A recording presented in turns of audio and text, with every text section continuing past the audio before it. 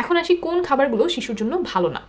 আমরা অনেকেই চিন্তা করি যে চিপস, চকলেট, লজেন্স, আইসক্রিম, তারপর নুডলস, বিস্কিট, মিষ্টি, বাটার বান, কেক, পেস্ট্রি, দোকানের প্যাকেট জুস, সফট ড্রিঙ্কস এগুলো হচ্ছে শিশুদের খাবার।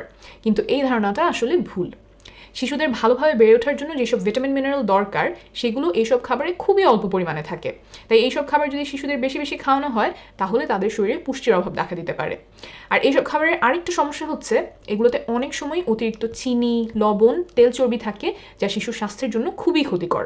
এইসব খাবার যদি খুব নিয়মিত শিশুকে খাওয়ানো হয় তখন দেখা যায় যে অল্প বয়সে তার ওজন বেড়ে যাচ্ছে, শরীরে অতিরিক্ত চর্বি জমছে, আর একবার ছোটোবেলায় ওজন বেড়ে গেলে বড় হয়েও ওজন অতিরিক্ত থেকে যায় বেশিরভাগ ক্ষেত্রে। অর্থাৎ এইসব খাবার থেকে শিশু উপকারী কিছু পায় না বললেই চলে, বরং ক্ষতিকর অনেক উপাদান শিশুর শরীরে ঢুকে যায়। তাই শিশুকে এইসব খাবার খাওয়ানো যতখানি সম্ভব এড়িয়ে চলবেন। এই ভিডিওতে অনেকগুলো তথ্য দিলাম, সব হয়তো আপনার মনে থাকবে না। ইন্টারনেটে সহায় হেলথ লিখে সার্চ দিলে এবং গ্রামীণ ফোনের ইউটিউব চ্যানেলে গেলে এই বিষয় সহ অন্যান্য অনেক বিষয়ে নির্ভরযোগ্য তথ্য পেয়ে যাবেন। আপনার জন্য অনেক শুভকামনা থাকলো।